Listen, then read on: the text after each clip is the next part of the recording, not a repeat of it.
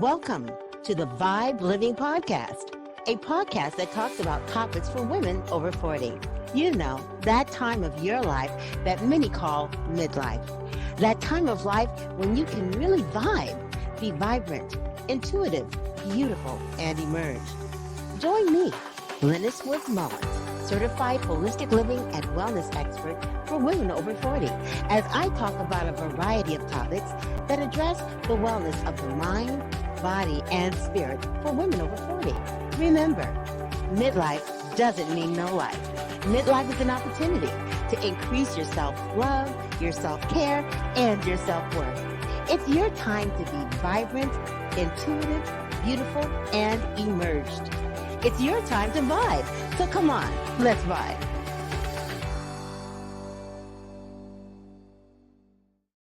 Hello, everybody, and welcome to the V.I.B.E Living Podcast. My name is Lennis Mullins, and I am your host, and I also happen to be a holistic living and wellness expert for women over 40. I believe that all women should be able to vibe. That's an acronym for being more vibrant, intuitive, beautiful, and empowered in midlife.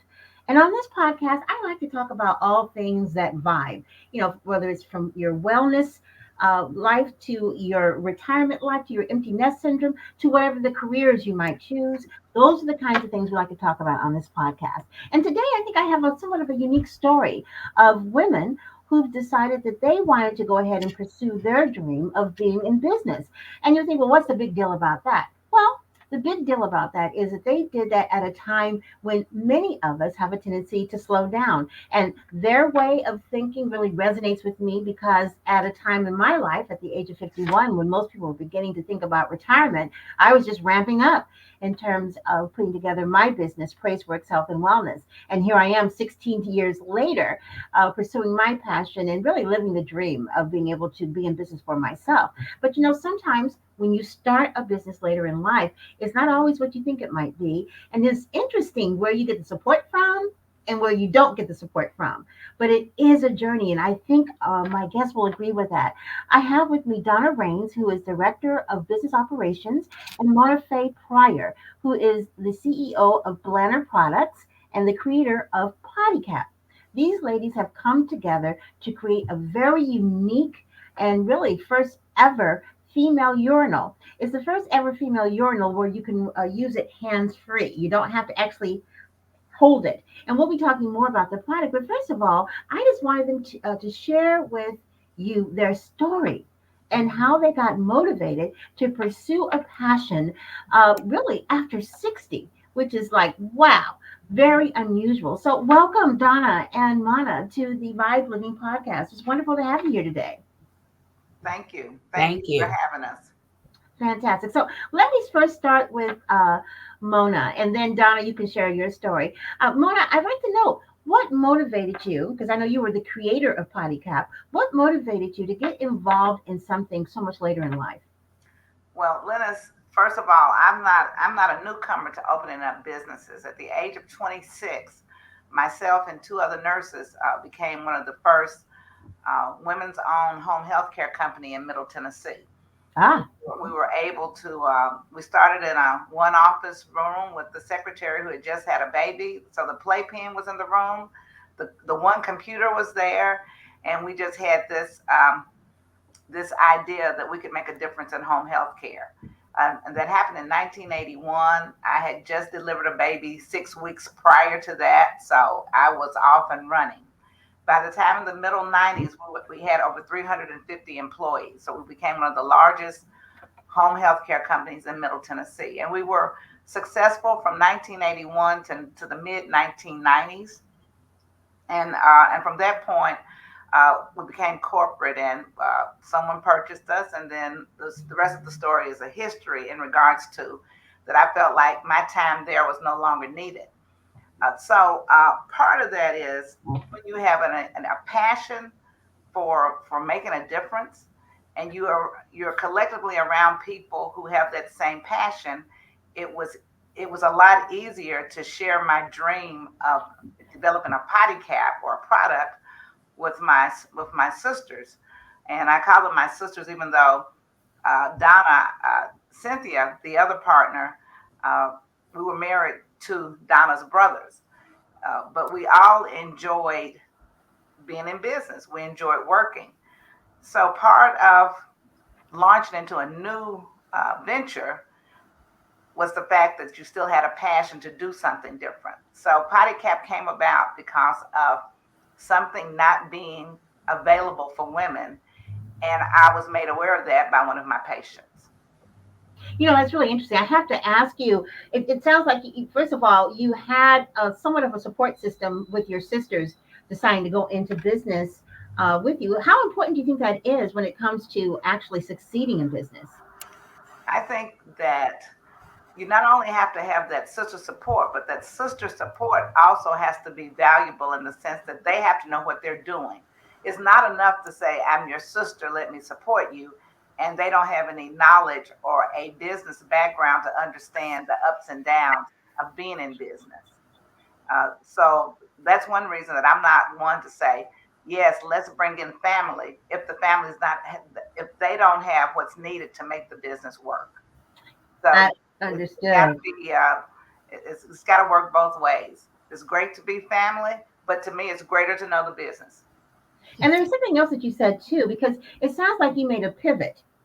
You had been in business for all those years, which, and yes, I'm sorry, I didn't know anything about that, but Right. this is great information. But you've been in business all those years, sold the business, and then you decide to make a pivot. Many times, we, as we get older, get afraid to make a pivot even because we're so used to doing what we've always done. What kind of advice can you give to women over 40, over 50, over 60 and beyond when it comes to making that change, making that pivot? The, the, I, I'm a believer in God. That's the first and focal point for me. The other thing I think for me is that I never was one who loved to have stuff, so to speak. I mean, things are not valuable to me as much as people are and what people do and my experiences with people. So at 60, I guess I could have said, well, let's plan to retire. Where we're going to vacation? What are we going to do? I mean, why would you take half of your 401k and put it in a product that you're not for sure is going to work because you had a belief that if it could help one person, it was worth you spending that money. And I so love my that. passion was to help somebody else have a better life. And that, I can look at pictures of being on the beach in front of my big screen and make believe I'm there versus not thinking about what else I could do to make a difference in somebody's life. And I'm not knocking vacations. I'm not knocking any of that. I'm just saying that's where my passion was. And I was able to sell that or to motivate my sisters to understand the where we were going with it. I get it. And it's interesting too, because where your passion is, it says in the Bible, so lies your treasure. And Mm-hmm. I Yes. truly do believe that. Donna, what about you? I know you're the director of business operations. What motivated you at this much later in life to make some decisions in terms of getting involved in a new business? Well, we were on a family reunion one year, and Faye started, well, we call her Faye. Faye started talking about the body cap, and I'm looking at her like, what? And as she explained it, and as we tested it, and we found out, I was like, this is really something women can use. And I was just so excited to work with her and help get the word out to people just to find out what it is. And I'm like, Faye, I believe in helping people. It's just a passion of mine. And we have found, in the few years that we have been selling the Potty Cap, how many lives it has touched. Um, Women, because Faye, who she did mention that she's been a physical therapist and a director, for over 40 years. So she sees this all the time. Women coming into long-term care facilities and a lot of them, as she has explained to us, come in because of incontinence. And that's because they can't, a lot of women after a certain age cannot get up and get to the restroom at night and sometimes during the day. But then as we started selling, we just found out it is just not for older women, and it's not for women just with incontinence. One of our biggest group is campers. So it has so many women, all walks of life, that this product has touched. We know there are urinals on the market, but this is the first hands free portable urinal that's made for the way women urinate. You literally sit on it, and it weighs what, 8 ounces, and women are just raving about it. It's just a wonderful product, and I could not think of a better person to work with than my two sisters. Well, that's beautiful. And for women who are looking for advice, who are thinking about making a change, because a lot of people are looking at they're looking at their 401ks and their retirement that they've worked so hard to set aside, and looking at today's expenses, and the two are just not matching. So they're considering possibly starting something else. What kind of advice would you give them, especially when they're starting something else so much later in life? Um, I think whatever you start, it's got to be something that you would do even if you weren't going to get paid for it. And that way, your passion still lives. Now, of course, we want to make something supplementing an income is different from reinventing yourself. Because I could look at you, Lennis. I mean, look at what you did, and Mhm. it wasn't just for yourself.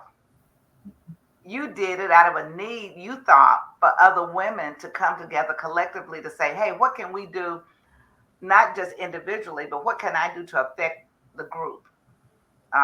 And so I would say, number one, do it as if you weren't getting paid, but you have something to get up in the morning to look forward to. I love that. It's such great advice, because I can tell you that if this was not my passion, I would have thrown in the towel a long time ago. Mhm. It took me years to be able to craft my message and to figure out exactly what I wanted to do and how I wanted to do it. And part of it was because there weren't any benchmarks. This was back in about 2008. I was so naive about what it was I wanted to do that I didn't even know that I would be considered a .com. I was like, well, my domain is .biz, so how can I be a .com? And they're like, no, no, .com is anybody that does business on the internet, Linus. Don't you know that? And I'm like, oh, no. I mean, ignorance was bliss. What I didn't know probably is what saved me from even trying. If I had known that I was considered a .com, I would have, oh, forget it, because .coms are dying all over the place. I went into business right at the time when .coms were all going under. And those were those guys down in the peninsula area of California. They spent millions of dollars on physical plants and staff and everything else, and they were all dead within a year or two, which is so funny when we look back at it now, because you don't need all of that to run a Right. business online. But they didn't know either. It looked good, they were getting the money, so why not? And that kind of brings me to another question in terms of not just what motivates you, but a lot of times with women, especially women as we get older, we have an issue with confidence. And I think that this is something that really knows no age. I was just talking to a young woman the other day about self confidence issues that she has with women that she works with who are in their 30s and early 40s, not having a lot of confidence in the way they look and their qualifications, and just this whole thing around confidence. How did you, and I'll ask Donna, how did you summon the confidence to even embark on something like this? Is it confidence or fear? I think, and I think that's where a lot of people make the mistake. The fear of failure. Um, when we first started doing this, like you just said, three of us, we didn't know, which direction we were going in, but it was the passion that kept driving us. You cannot be afraid or not have the confidence. If people feel it, if you don't have confidence, if you don't believe in what you are talking about, how are you going to make somebody else believe in it? And so you have to just pray and talk to God. And I know a lot of people don't, but you have to have that in you to want to be able to do it. You cannot be, because there are going to be doors closed in your face. There are going to be a lot of no's. There's Mhm. going to be a lot of door knocking. There's going to be a lot of phone calls and a lot of calls not returned, but you can't stop. Life still goes on. And unfortunately, as we get older, women think, oh my goodness, I'm going to retire and life is just, that's it. And I'm the opposite. That's when my life really started moving, So I'm not sure if it's a lack of confidence or fear, the fear of failure, as I just said. I think a lot of women are afraid to try and to step out there and try something. But if it's in you, it's in you. And you got to keep on working, and you got to be around the right people. You got to be, as Faye said earlier, people that believe in you and know what you're doing, and they're able to connect with you. You can't, you have to have positive people in your life. What about you, Mona? Do you think it's fear or confidence? I agree with Donna, and I also think besides the fear, we're fearful of what others are going to say. I can remember when I was 16 years old, schools had just integrated, and at the previously all black school, that we didn't have a drama program, but I always wanted to act, and I couldn't wait to try out for a part.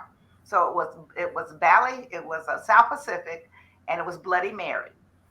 And I was around all my girlfriends from my old school saying, I know you're not going to do that. Da, da, da. And I was thinking to myself, I think I want to do that. But my girlfriends were basically telling me why I shouldn't do it. The drama director came to me and said, I want you to go out for it. Well, when I went out, I was acting as if my girlfriends were the judge. So I was lousy. And so my teacher brought me back off stage and said, I want you to go back out there and do what I know you can do. And I had to forget about my girlfriends and focus on what my goal was. And my goal was to get that part. Sometimes, even as we get older, we're still concerned about what everybody's saying about, oh, what if we fail? What if we do this? When you're not focusing on what is it that you're trying to get out of this, and that's where you need to, and that's what should direct you. So again, it goes back to Donna.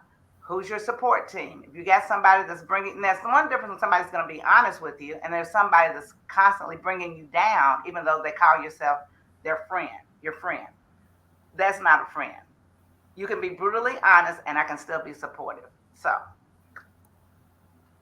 I definitely agree with that. It's interesting. You said something else that was really important about the confidence and the fear. And it kind of, when I take a look at what is involved in getting rid of that confidence, it's your self-talk, the things that you tell yourself.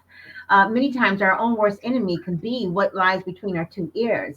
What we think about, what we talk about, the words that we use, all of that can make a major difference in terms of outcomes. Because if we're not feeling good about ourselves and what it is we're trying to do, then it's going to be very difficult for anyone else to feel good about what you're doing. It's also going to be difficult for you to succeed because inside you're not feeling that you can. So to me, I think confidence is important. Getting rid of that fear, because I always say, the famous acronym, fear is false expectations appearing real. And in this case, the expectation would be failure, would be being made fun of, would be getting embarrassed, that kind of thing. And of course, if you're thinking in that vein, the chances of that happening increases, I believe. But if you begin to start affirming, even if you don't feel it yet, but begin to start affirming what you can do, where you want your business to go, how you want to succeed. It's amazing how things can kind of roll out over time. And that brings me to something else. When you take a look at the last few years and, what you've been through in launching your business and getting your product, PottyCap, out there, what have been some of your key learnings, Donna? Oh boy. Some of my key learnings, I think, is because I've always said that I'm not a salesperson, but you don't have to be a salesperson when you're passionate about something. It comes out. So, one of the things that I've learned and I guess it was my fear, is to go out and talk to people. But it was so easy for me. It was just easier than I ever believed it would be. Once I just sat down and started talking with people about the PottyCap, and it just would flow. And people, I believe, were just feeling that passion and saying, you know, this is something she really, really believes in. And going back to what I just said a moment ago. So I learned to have more belief in myself, more confidence as we just talked about, more confidence in what I was doing. Um, I learned that it's okay to not be okay with something. It's okay to, if somebody says no, that doesn't mean what I'm talking about is not relevant. It's just not relevant for them, maybe, or not at that point. But I had to learn that a no is not the end of the road. Yeah, yeah, that's true. What about you, Mona? What have been your key learnings? That I can learn from everybody that I talk to, whether it's a potential or prospective customer, if it's someone who is in competition with the same type of product we might have. Uh, my goal for the past few years have been to, when I meet someone, and hopefully somebody different every day, what can I learn from them that not only will benefit me individually, that I can share with someone. And so with that, it's made it a lot easier for me to project what the passion is about the PottyCap, because we may not be talking about PottyCap. We may find some other things to talk about, but we tend to come back to it. But overall, it's the experience of meeting people and sharing ideas. And you find common ground, believe it or not, a lot of times. Isn't it funny how when you get involved in a new business and you're all excited about everything else, everything seems to segue to the business? I mean, my husband to this day no longer likes going to the grocery store with me because we're going to the produce section and I start talking about why we should buy the red bell peppers because of why it's good, or why we should get the parsnips, or he's like, can we just go to the store and buy groceries? Do I have to lecture on nutrition all the time? And I don't even realize I'm doing it, because when you're really involved in your business, it really does become a part of your DNA, especially if it's your passion. Now, I got to ask you about the product because that is your passion. First of all, how is PottyCap doing? I'll let Donna go with that one. PottyCap is doing well. It's, and of course we're new out here, and so we are definitely trying to get the word out, but we are selling on Amazon and Walmart Marketplace, and we have a website also. But we are educating people right now. People just, they don't know what they don't know. They don't know what they need, and it is a need for people. And like you say, it's amazing. I don't care where I go. I could be talking about what I ate for dinner last night to somebody, and PottyCap comes into the conversation. Um, Today, this morning, I had to have a mammogram, and I mentioned the PottyCap to the young lady, and she said, my mom uses a bucket at night because she's afraid to walk to the bathroom. Wow. She bought a PottyCap. So it's, and that's how we are educating and talking to people about it. So it's doing well. And of course, I'm going to steal Faye's line right now.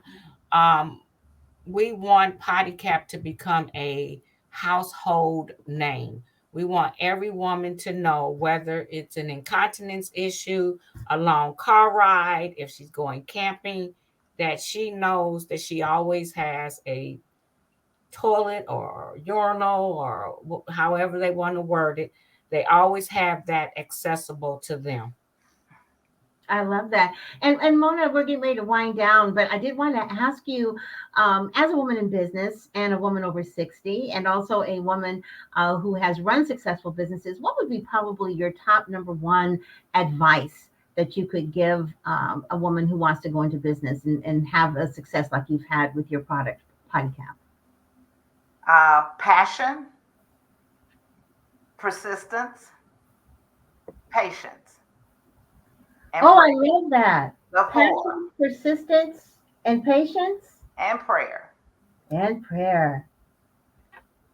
That is so true. And that's a wonderful way to end this time with me. I just love talking with you ladies. And I so admire what it is that you're doing, the originality of it, but most importantly, the need of PottyCap. Because full disclosure, I help you with your social media strategy. And I have learned so much about the whole concept of female urinals and the importance of them. So, before as always, since I'm in wellness, I'm always thinking wellness. And now I'm going and looking in places and seeing where are their bathrooms at, and are they? Do you have to get a code, and is it locked up and everything else? And I said, aha, a good place where a potty cat should be. So thinking about that kind of thing all the time. So thank you for raising my awareness, and thank you, Donna and Mona of Blanner Products, the creators of PottyCap, for being on us on the V.I.B.E Living Podcast today. It's been wonderful having you here. Thank you. Thank you for having us. And just one last thing to the listeners out there. Again, like I said, you can go to Amazon.com, you can go to Walmart.com, or you can always go to www.pottycap.com. And our information is on there, and there's a phone number if you need to call and ask any questions. Fantastic. In fact, I was going to say, for all of you who are listening right now, whether you're listening in 2023 or 2024, 2025 and beyond, because sometimes I have people who have listened to my podcast from 10 years ago. Whenever you're listening, one thing for sure, you can go to www.pottycap.com, as well as go to Amazon and Walmart to purchase the product. And also there in the show notes are all the links to their social media, as well as their website, and the links to Walmart and Amazon, where you can get your PottyCap today. I really encourage you to do this. We are recording this in 2023, right before the holidays, but if you're one who deals with the stress and mess of rushing around in the holidays, you may want to consider having something like this, because sometimes you have to find a place to go and you can't find it. And as the makers of PottyCap say, because you never know when you got to go. So with that, have a fantastic and V.I.B.E day. It's been wonderful seeing you here, and I can't wait to come back to get a chance to tell you ways that you can be more vibrant, intuitive, beautiful, and empowered in midlife. Ways that you can vibe. Bye-bye, everybody. Thank you for listening to the V.I.B.E Living Podcast. Please feel free to download, rate, share, and like the show. To find out more about living a V.I.B.E life, go to my website at wellnesswoman40.com or email me at V.I.B.E livingpodcast@gmail.com. Have a fantastic day, and don't forget to vibe.